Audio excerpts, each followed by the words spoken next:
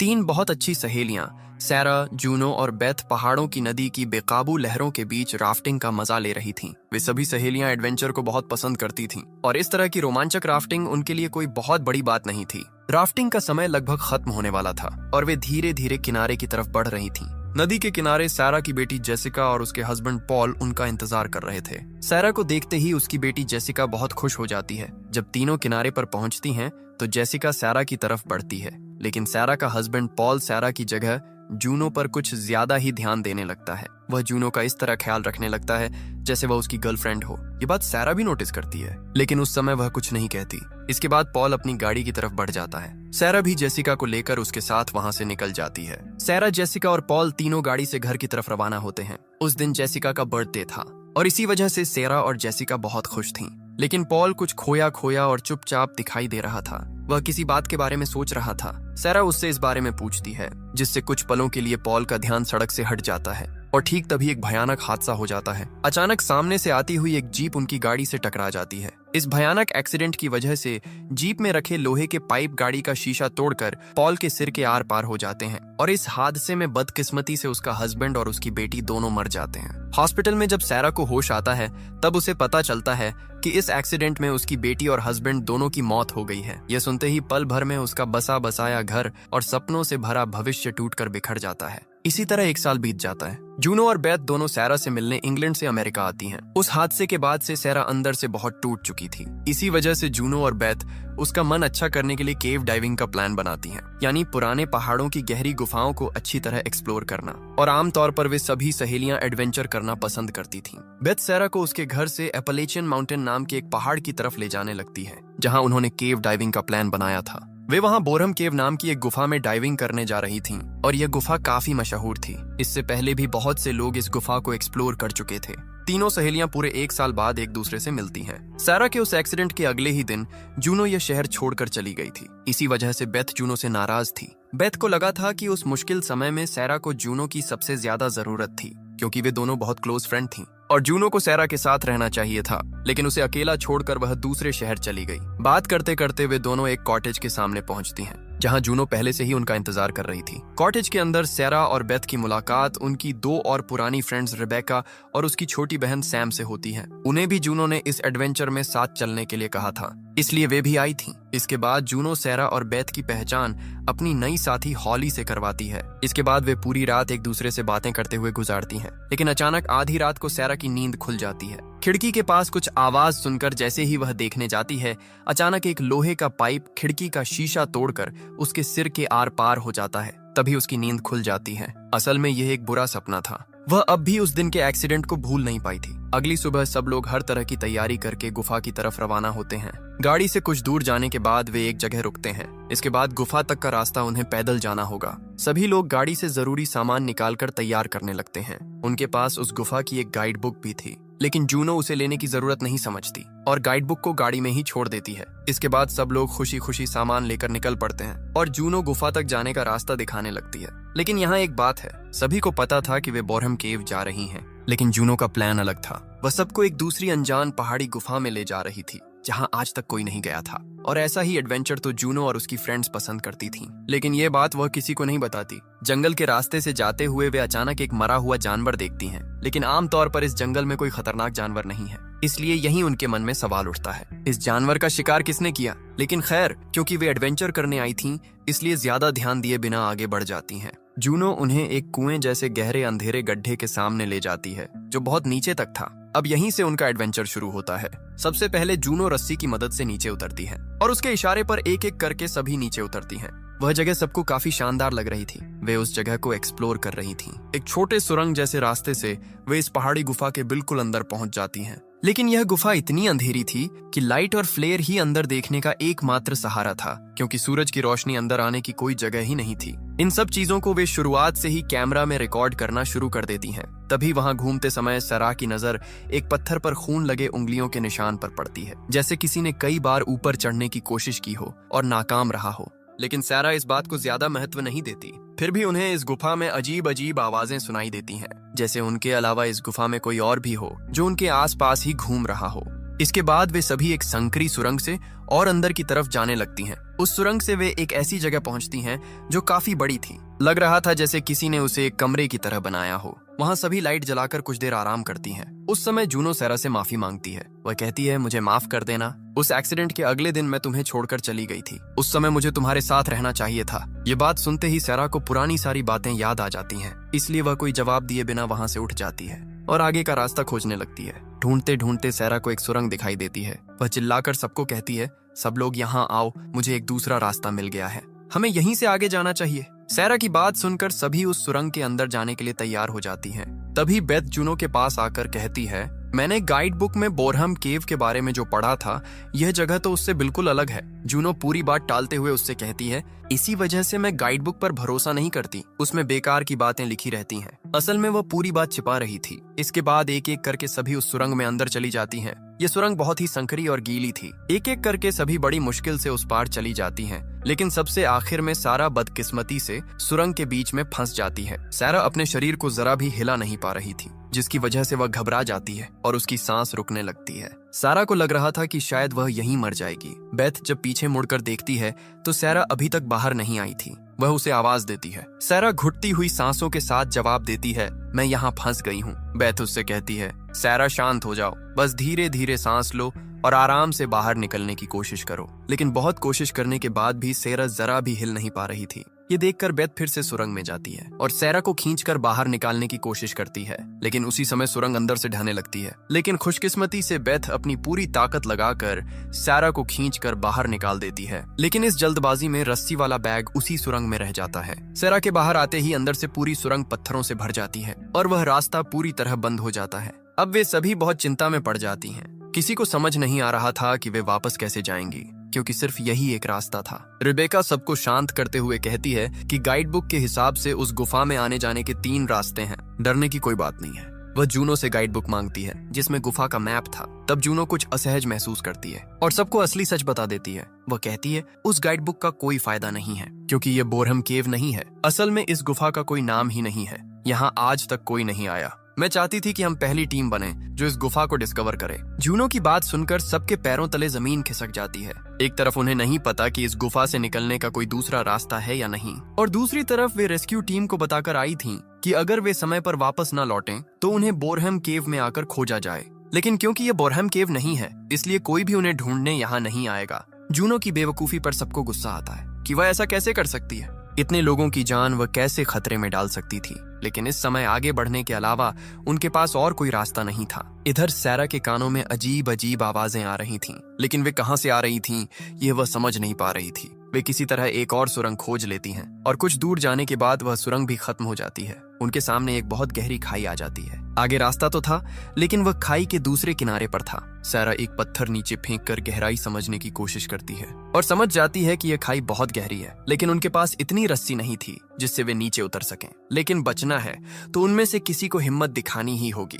तब रिबेका हिम्मत दिखाते हुए आगे बढ़ती है और सुरंग की छत पर एक पत्थर पकड़कर लटक जाती है। इसके बाद वह पत्थर की एक दरार में क्लाइंबिंग हुक फंसाकर वहां एक रस्सी लटका देती है। इसी तरह वह छत में हुक लगाकर रस्सी बांधते हुए आगे बढ़ती है ताकि बाकी लोग उस रस्सी को पकड़कर आसानी से खाई पार कर सकें। बहुत मुश्किल के बाद वह खाई के दूसरे किनारे के पास पहुंच जाती है और हैरानी की बात यह थी कि उस आखिरी किनारे के पत्थर में पहले से ही एक हुक फंसा हुआ था और यह हुक बहुत पुराना था। लग रहा था जैसे इससे पहले भी किसी ने यह खाई पार करने की कोशिश की थी। लेकिन अजीब बात यह थी कि यह हुक लगभग 90 से 100 साल पुराना था। बहुत पुराने समय में पहाड़ पर चढ़ने के लिए ऐसे हुक इस्तेमाल किए जाते थे, लेकिन क्या कोई यहाँ आया था ये उन्हें पता नहीं था। रिबेका उसी हुक के साथ अपना हुक फंसा देती है और सुरक्षित खाई पार कर जाती है। इसके बाद बाकी लोग भी उस रस्सी की मदद से खाई के दूसरे किनारे आ जाती हैं, लेकिन सिर्फ जूनो बाकी थी। वह सोचती है कि आगे शायद और भी कई खाइयां आ सकती हैं, इसलिए ये हुक और रस्सी उस समय काम आ सकते हैं। ये सोचकर जूनो रस्सी पकड़कर जाने की जगह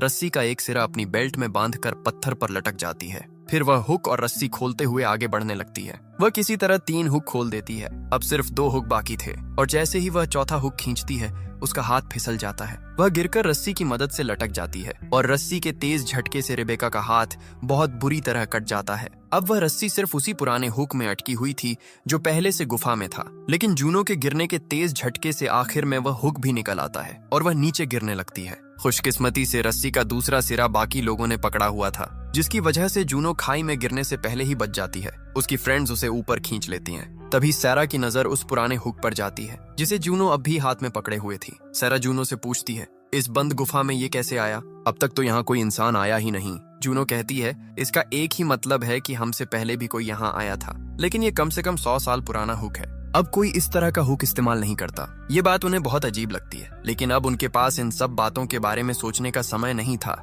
किसी भी तरह इस गुफा से जिंदा बाहर निकलना था। इसके बाद वे फिर सुरंग से आगे बढ़ने लगती हैं। कुछ दूर जाने के बाद वे एक जगह दीवार पर कुछ केव पेंटिंग या गुफा चित्र देखती हैं, जो प्राचीन समय के आदिम इंसानों के बनाए हुए लग रहे थे। सभी ध्यान से उन चित्रों को देखने लगती हैं। तभी बेथ उन तस्वीरों में कुछ ऐसा ढूंढ लेती है जिसे सुनकर सबके चेहरे पर मुस्कान आ जाती है। बेथ बताती है कि इस तस्वीर में जो पहाड़ दिख रहा है वह शायद यही पहाड़ है जिसकी गुफा में वे अभी फंसी हुई हैं। और इस केव पेंटिंग के हिसाब से पहाड़ के अंदर आने के 2 रास्ते हैं, जिसका मतलब है कि उसी दूसरे रास्ते से वे बाहर निकल सकती हैं। ये सुनकर सभी बहुत खुश हो जाती हैं और वे दूसरे रास्ते को खोजने के लिए आगे बढ़ने लगती हैं, लेकिन उन्हें जरा भी अंदाजा नहीं था कि वहां उनके अलावा कोई और भी मौजूद था। एक अंधेरे कोने में एक अजीब प्राणी घात लगाकर बैठा था, जिसके मुंह से खून भरी लार टपक रही थी, लेकिन किसी की नजर उस तरफ नहीं जाती। सभी लड़कियां रास्ता खोजने आगे बढ़ जाती हैं, लेकिन आगे जाते ही वह सुरंग भी खत्म हो जाती है और सामने सिर्फ पत्थर की बड़ी बड़ी दीवारें थीं। तभी जूनो की नजर पत्थरों के बीच से निकली एक संकरी सुरंग पर पड़ती है और हॉली उस सुरंग में घुस जाती है। उस सुरंग में हॉली को दूर सामने रोशनी दिखाई देती है। वह चिल्लाकर सबको कहती है, मुझे सूरज की रोशनी दिखाई दे रही है, बाहर जाने का रास्ता यही है। वह खुशी में उस रोशनी की तरफ बढ़ने लगती है। जूनो उसे सावधान करते हुए कहती है, वह सूरज की रोशनी नहीं है, लेकिन हॉली उसकी बात नहीं सुनती। उसे लगता है कि उसने बाहर जाने का रास्ता खोज लिया है, इसलिए वह तेजी से आगे बढ़ती रहती है। जल्दबाजी में वह सामने मौजूद गड्ढे को नहीं देख पाती और फिसलकर उस गहरे गड्ढे में गिरने लगती है। जूनो कूदकर उसका हाथ पकड़ लेती है, लेकिन बहुत कोशिश के बाद भी वह उसे पकड़कर नहीं रख पाती। पॉली कई फीट नीचे गड्ढे में गिर जाती है और उसका पैर बहुत बुरी तरह टूट जाता है। इसके बाद सभी सावधानी से धीरे धीरे उस गड्ढे में उतरती हैं। वे देखती हैं कि हॉली के पैर की हड्डी टूटकर बाहर निकल आई है। वह दर्द से तड़प रही थी। सैम एक मेडिकल स्टूडेंट थी। वह बाकी लोगों की मदद से किसी तरह हॉली का इलाज शुरू करती है। दूसरी तरफ सैरा को एक बहुत पुराना हेलमेट मिलता है और ये भी बहुत साल पुराना था। इसका मतलब था कि इस गुफा में पहले जरूर कोई आया था। इसी समय सैरा के कानों में एक तरफ से कोई आवाज आती है। उस आवाज का पीछा करते हुए थोड़ी दूर आगे जाते ही सैरा अंधेरे में अजीब गुर्राने जैसी आवाज सुनती है। वह उस तरफ लाइट डालती है तो हैरान रह जाती है। उसके हाथ पैर ठंडे पड़ जाते हैं। गहरे अंधेरे में इंसान जैसा एक प्राणी पानी पी रहा था। यह देखकर सैरा हैरान रह जाती है, लेकिन अगले ही पल वह प्राणी वहां से भाग जाता है। यह दृश्य देखकर सैरा की हार्ट बीट बढ़ जाती है। दूसरी तरफ सैम किसी तरह हॉली के पैर पर बैंडेज करती है और उसका खून रोकती है, लेकिन वह अब चलने की हालत में नहीं थी। हॉली को बताया जाता है कि वे अब जमीन से लगभग 3 किलोमीटर नीचे हैं। इतनी गहराई में सूरज की रोशनी कहां से आएगी? असल में उसने जो चमकदार रोशनी देखी थी वह फास्फोरस की थी, जो अक्सर इस तरह की गुफाओं में पाया जाता है। तभी सैरा वहां आती है। वह बाकी लोगों से कहती है, मैंने वहां अंधेरे में एक अजीब प्राणी देखा है जो बिल्कुल इंसान जैसा दिखता है। शायद यहाँ हमारे अलावा कोई और भी है। जूनो उससे कहती है, यहाँ और कोई नहीं है, यहाँ कौन हो सकता है? जूनो को लगता है कि इस हालत में डर सैरा पर हावी हो गया है और ऐसे समय में इंसान को हेलुसिनेशन होना स्वाभाविक है, इसलिए उसे खुद को संभालना होगा। बाकी लोगों को भी जूनो की बात ही सही लगती है। इसके बाद सभी घायल हॉली को लेकर धीरे धीरे सुरंग से आगे बढ़ती हैं। कुछ देर बाद वे सुरंग पार करके एक खुली जगह पहुंचती हैं। वहां उन्हें पैरों के नीचे लकड़ी जैसी किसी चीज का एहसास होता है। इसके बाद सैरा जब हैंडीकैम के इंफ्रारेड कैमरा से अंधेरे में चारों तरफ देखती है तो उसके होश उड़ जाते हैं। वह डरते हुए कहती है, हे भगवान, मैं यह क्या देख रही हूँ? यहाँ तो बहुत सारे मरे हुए जानवरों के कंकाल पड़े हैं। ये देखकर सबका डर और भी बढ़ जाता है। इसके बाद जैसे ही सैरा कैमरा घुमाती है, उसके हाथ पैर कांप उठते हैं, क्योंकि वह बेथ के पीछे एक भयानक और घिनौना प्राणी खड़ा देखती है। उसके खुले धारदार दांत और हिंसक चेहरा साफ दिखाई दे रहा था। वह किसी जंगली जानवर और इंसान का अजीब मिश्रण था। सैरा चीख उठती है। अगले ही पल वह हिंसक प्राणी तेजी से गुफा की दीवार पर चढ़ जाता है और बिल्कुल मकड़ी की तरह दीवार पर चलते चलते अंधेरे में भाग जाता है। यह देखकर हर कोई डर से चिल्लाने लगता है। ठीक अगले ही पल वे चारों तरफ से हिंसक गुर्राहट सुनती हैं और वे आवाजें उन्हीं प्राणियों की थीं, जैसे वे हर तरफ से उन्हें घेर चुके हों। तभी वे छत की तरफ देखती हैं तो देखती हैं कि और भी कई हिंसक प्राणी उन्हें चारों तरफ से घेर चुके हैं। अचानक वे प्राणी उन पर हमला कर देते हैं। डर के मारे सभी लड़कियां जिस तरफ रास्ता मिलता है उस तरफ भागने लगती हैं। सभी अलग अलग हो जाती हैं, लेकिन पैर टूट जाने की वजह से हॉली भाग नहीं पाती और ठीक तभी एक प्राणी हॉली पर झपट पड़ता है। अपने धारदार दांतों से वह हॉली की गर्दन का मांस चीर देता है और वह वहीं मर जाती है। जूनो उसकी तरफ दौड़ कर आती है, लेकिन वह प्राणी जूनो को धक्का देकर हॉली से दूर कर देता है। वह हॉली को घसीट कर ले जाना चाहता था। जूनो कुल्हाड़ी से उस प्राणी पर हमला करती है, लेकिन उससे कोई खास असर नहीं होता। तभी एक और प्राणी जूनो पर झपटता है और उसे काटने की कोशिश करता है, लेकिन जूनो उसके साथ जिंदगी और मौत की लड़ाई शुरू कर देती है। वह प्राणी बहुत ताकतवर था, लेकिन डर और भयानक गुस्से में जूनो अपना कंट्रोल खो देती है। वह उसके ऊपर चढ़ बैठती है और एक के बाद एक कुल्हाड़ी के वार करके उस प्राणी को मार देती है, लेकिन तब तक दूसरा प्राणी हॉली को घसीट कर ले जाता है। तेज डर और गुस्से में जूनो अब भी खुद को संभाल नहीं पाई थी। अचानक उसे पीछे से किसी की मौजूदगी महसूस होती है। वह तेजी से घूमकर अपनी कुल्हाड़ी चला देती है, लेकिन उसके पीछे कोई हिंसक प्राणी नहीं बल्कि बेथ खड़ी थी, जिसकी वजह से गलती से जूनो की कुल्हाड़ी सीधे बेथ की गर्दन में धंस जाती है। जूनो का दिमाग बिल्कुल काम करना बंद कर देता है। बेथ जमीन पर गिर पड़ती है। उसी समय जूनो का लॉकेट टूटकर बेथ के हाथ में आ जाता है। आसपास उन प्राणियों के घूमने की आवाजें जूनो के कानों में आ रही थीं, जिसकी वजह से जूनो उसे बचाने की कोई कोशिश नहीं करती। वह वहां से भाग जाती है। बेथ जूनो से मदद की गुहार लगाती है, लेकिन जूनो इतनी डर चुकी थी कि वह पीछे मुड़कर भी नहीं देखती। जूनो बेथ को उसी हालत में छोड़कर वहां से भाग जाती है। दूसरी तरफ सारा सुरंग के अंदर भागते हुए फिसलकर एक गड्ढे में गिर जाती है और बेहोश हो जाती है। जब सैरा को होश आता है तो वहां उसकी नाक में बहुत बुरी बदबू आती है। इसके बाद सैरा जब कैमरा की मदद से इस गड्ढे के चारों तरफ देखने की कोशिश करती है तो उसका खून जम जाता है। वह समझ जाती है कि वहां जानवरों के साथ इंसानों के भी कंकाल पड़े हैं। कुछ जानवरों की ताजी लाशें भी वहां मौजूद थीं। इसका मतलब शायद उन प्राणियों ने जिंदा इंसानों को यहाँ लाकर खा लिया था। सारा डर कर एक कोने में छिप जाती है। ठीक तभी अचानक ऊपर से हॉली की लाश नीचे आकर गिरती है। तुरंत आसपास से कई प्राणी भूखे भेड़ियों की तरह हॉली की लाश पर टूट पड़ते हैं। वे उसके मृत शरीर को नोच नोच कर खा रहे थे। उनकी हिंसक हालत देखकर सारा के मुंह से चीख निकल जाती है, जिससे वे प्राणी समझ जाते हैं कि सारा वहां मौजूद है। उनमें से एक प्राणी सारा के बहुत करीब आ जाता है। वह डर के मारे बिल्कुल चुपचाप लेटी रहती है। प्राणी कुछ सेकंड्स वहां खड़ा होकर आवाज करता रहता है, लेकिन सारा सामने होने के बावजूद वह सारा को देख नहीं पा रहा था। असल में वे प्राणी आंखों से देख नहीं सकते थे, लेकिन उनकी सुनने की ताकत बहुत तेज थी। तभी वहां जूनो की आवाज सुनाई देती है। वह सारा को ही खोज रही थी। आवाज सुनते ही वे प्राणी उस तरफ चले जाते हैं। सारा कुछ देर सांस रोककर वहीं बैठी रहती है। कुछ देर बाद जब वह समझती है कि वे सब चले गए हैं, तब वह उठ खड़ी होती है। डर से उसके पैर कांप रहे थे, लेकिन अब डरने का समय नहीं था। वह किसी तरह खुद को संभाल कर इस गुफा से निकलने का रास्ता सोचने लगती है। वे सभी अब पूरी तरह यहाँ फंस चुकी थीं, लेकिन एक बात यह है कि इन प्राणियों का कोई इतिहास इस मूवी में नहीं बताया गया, लेकिन मूवी में इन्हें क्रॉलर कहा गया है। खैर, सारा वहाँ एक पुराना टूटा हुआ लैंप देखती है, जो शायद उन प्राणियों का शिकार हुए किसी इंसान का था। सारा लैंप को हिलाकर देखती है तो उसमें अब भी केरोसिन था। उसके दिमाग में एक आइडिया आता है। उसे पास में एक लोहे की रॉड मिल जाती है। वह उस पर कपड़ा लपेटकर पुराने लैंप का केरोसिन डालती है और एक मशाल बना लेती है। इसके बाद उसे जलाकर उस गुफा से निकलने का रास्ता खोजने लगती है। उधर जूनो बाकी लड़कियों को आवाज देते हुए आगे बढ़ रही थी। तभी उसे दीवार पर एक तीर का निशान दिखाई देता है। वह समझ जाती है कि उनसे पहले जो लोग यहाँ आए थे, उन्होंने बाहर निकलने का रास्ता खोज लिया था और उस रास्ते को याद रखने के लिए ही उन्होंने ये निशान गुफा की दीवारों पर बनाए थे, और अगर वे इन निशानों का पीछा करें तो वे यहाँ से बाहर निकल सकती हैं। यह सोचकर वह बाकी लोगों को खोजने लगती है। दूसरी तरफ सैम और रिबेका भी डरते डरते गुफा के अंदर ही भटक रही थीं। मौत कब किस तरफ से उन पर झपट पड़ेगी, यह पूरी तरह अनजान था। तभी उन्हें उन प्राणियों की आवाजें सुनाई देती हैं। डरते डरते वे पत्थर के एक कोने में चुपचाप लेट जाती हैं और कुछ देर बाद धीरे धीरे एक प्राणी उनके पास आता है, लेकिन उन्हें देख नहीं पाता। वह भयानक तरीके से बस उनके सामने गुर्राता रहता है। थोड़ी देर बाद वह जाने लगता है, लेकिन ठीक तभी बदकिस्मती से उनके हाथ में मौजूद घड़ी का अलार्म बज उठता है। आवाज सुनकर प्राणी उन पर हमला करने ही वाला था। ठीक तभी सही समय पर जूनो उन्हें खोजते खोजते वहां पहुंच जाती है और उस प्राणी की गर्दन मरोड़कर उसे मार देती है। जूनो उन्हें बताती है कि हॉली और बेथ दोनों मर चुकी हैं। ये सुनकर उन्हें बहुत दुख होता है। इसके बाद वह सैम से उन प्राणियों के बारे में पूछती है कि ये असल में क्या हैं और इन्हें कैसे मारा जा सकता है। असल में सैम एक मेडिकल स्टूडेंट थी, इसीलिए वह प्राणी के शरीर को अच्छी तरह जांच कर बहुत सी बातें जान लेती है। वह जूनो से कहती है, इनकी शारीरिक बनावट काफी हद तक इंसानों जैसी है, लेकिन अंधेरे में रहने की वजह से इनके शरीर में कुछ बदलाव आए हैं। जैसे ये देख नहीं सकते, लेकिन इनकी सुनने की शक्ति बहुत तेज है। ये आवाज सुनकर हमला करते हैं।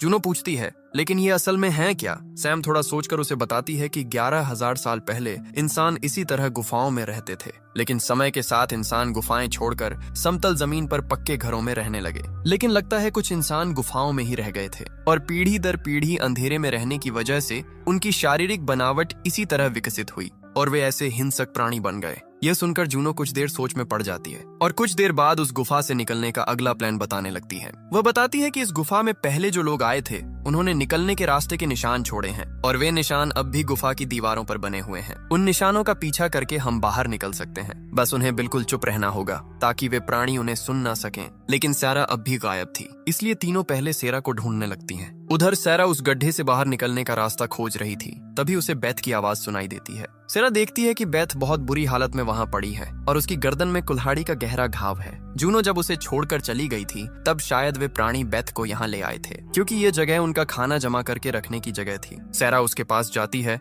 तो बेथ उसे बताती है कि उसकी इस हालत के लिए जूनो जिम्मेदार है और वह उसे मरने के लिए छोड़कर चली गई। वह सैरा से कहती है कि वह जूनो पर कभी भरोसा न करे, आज उनकी यह हालत जूनो की वजह से ही हुई है। बेथ सैरा को जूनो का वही लॉकेट देती है जिस पर लिखा था लव ईच डे। वह लॉकेट देखते ही सैरा समझ जाती है कि यह उसके हस्बैंड पॉल ने जूनो को दिया था, क्योंकि पॉल हमेशा लव ईच डे कहा करता था। सैरा को समझने में देर नहीं लगती कि पॉल और जूनो के बीच कोई गलत रिश्ता था। ये समझकर सैरा बहुत दुखी हो जाती है। दर्द से उसकी आंखों से आंसू बहने लगते हैं। तभी वहां उन प्राणियों की गुर्राहट सुनाई देती है। ये सुनकर सैरा खुद को संभालती है और बेथ को साथ ले जाने के लिए उठाने की कोशिश करती है, लेकिन बेथ अपनी आखिरी सांसों का इंतजार कर रही थी। वह सैरा को मना करती है और उससे उसे इस भयानक दर्द से मुक्त करने की विनती करती है, जिसकी वजह से न चाहते हुए भी सैरा अपने दिल पर पत्थर रखती है और अपनी प्यारी सहेली के सिर को पत्थर से कुचल कुचल कर उसे मार देती है। सैरा इस सदमे से बाहर भी नहीं आई थी। तभी अचानक एक छोटा प्राणी पीछे से उस पर हमला करता है, लेकिन सैरा उसे मार देती है।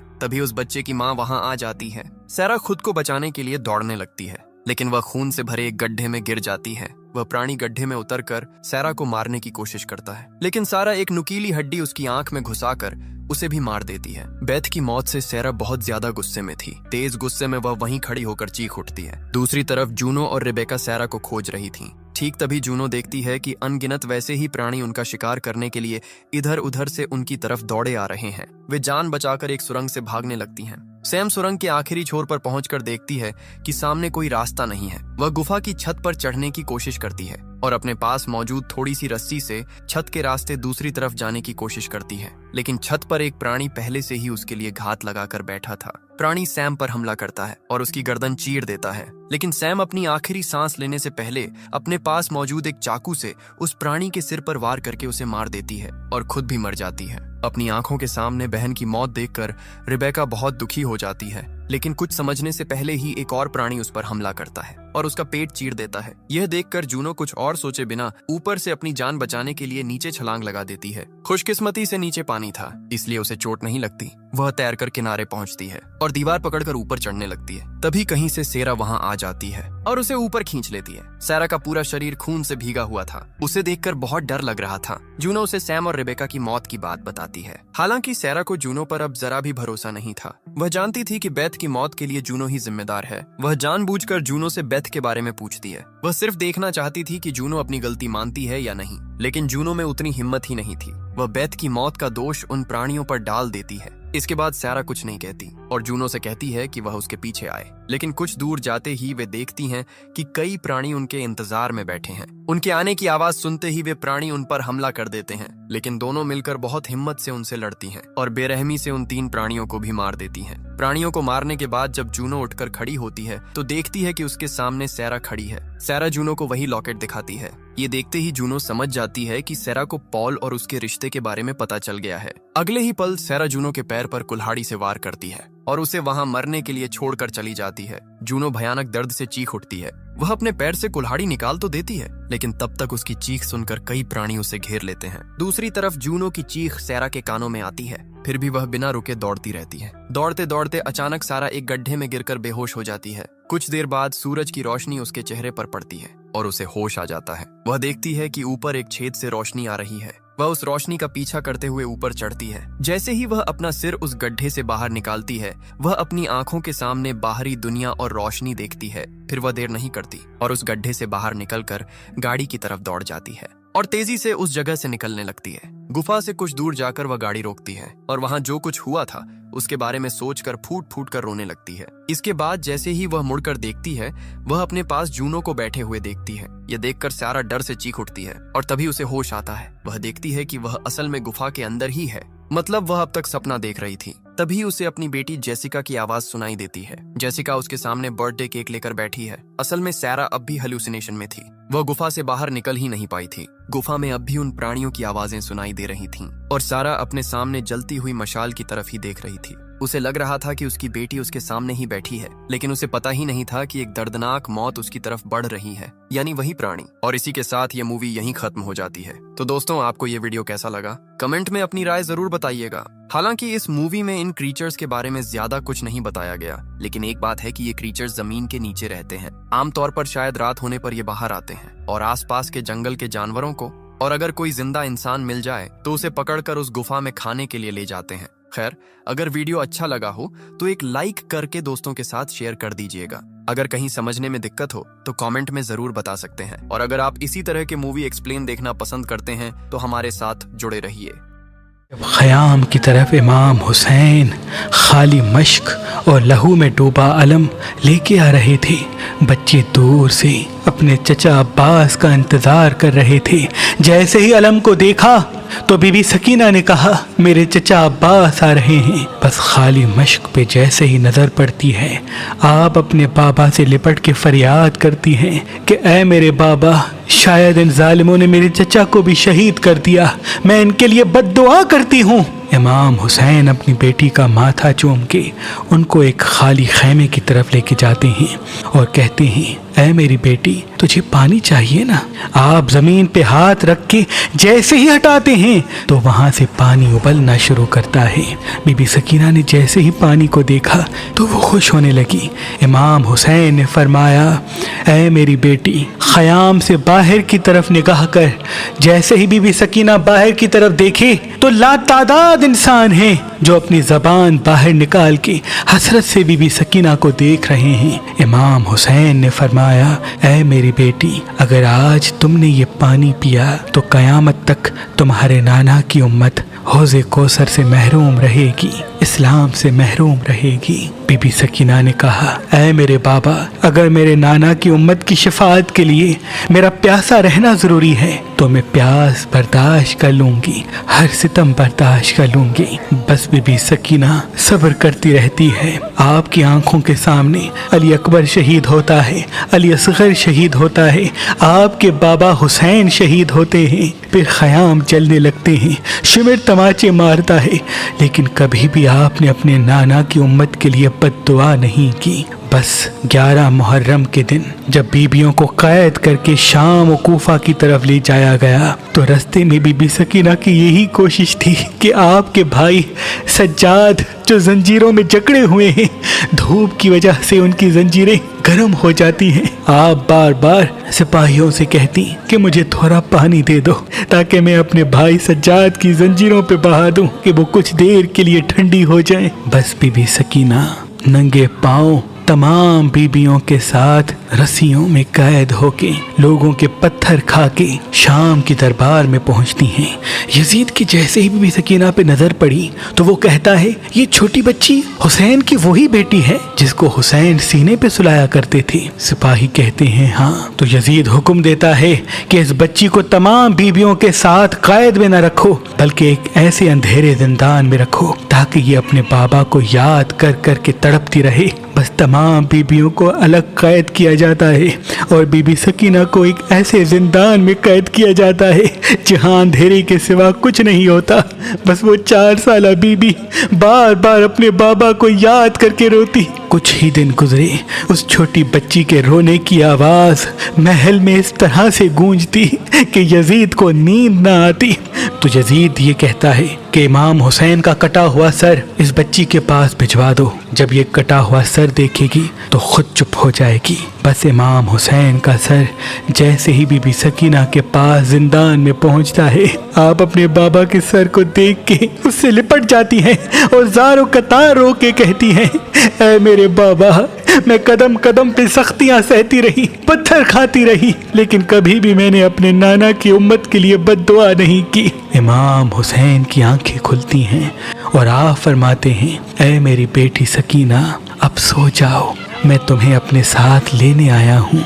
बीबी सकीना अपने बाबा के सर पे अपना सर रख के सो जाती हैं। बस जिंदान में खामोशी हो जाती है। जैसे ही सिपाही आके देखी तो बीबी सकीना दारुल फना से दारुल बका की तरफ कूच कर लेती हैं। इमाम सज्जाद को इल्म होता है। आप और तमाम बीबियां ज़ारो कतार रोते हैं। आप 3 दिन का इकट्ठा पानी मंगवाते हैं और चाहते हैं कि अपनी बहन को गुस्ल दें। तारीख ने लिखा, जैसे ही बीबी ज़ैनब ने बीबी सकीना को गुस्ल देना शुरू किया तो अचानक से रोने की आवाज़ आती है।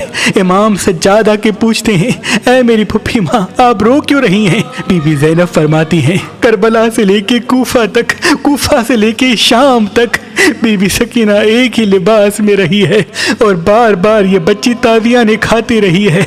बीबी सकीना का लिबास उनकी खाल से इस तरह से मिल चुका है कि जब हम गुस्ल देने के लिए आपका कुर्ता उतारते हैं तो आपके जिस्म की खाल भी साथ चली आती है।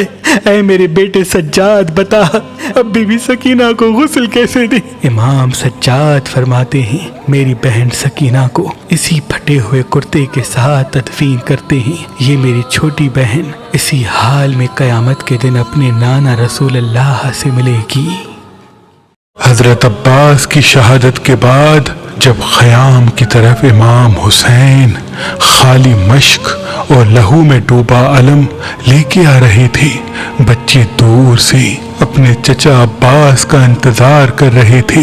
जैसे ही अलम को देखा तो बीबी सकीना ने कहा, मेरे चचा अब्बास आ रहे हैं। बस खाली मश्क पे जैसे ही नजर पड़ती है, आप अपने बाबा से लिपट के फरियाद करती हैं कि ऐ मेरे बाबा, शायद इन जालिमों ने मेरे चचा को भी शहीद कर दिया, मैं इनके लिए बद्दुआ करती हूँ।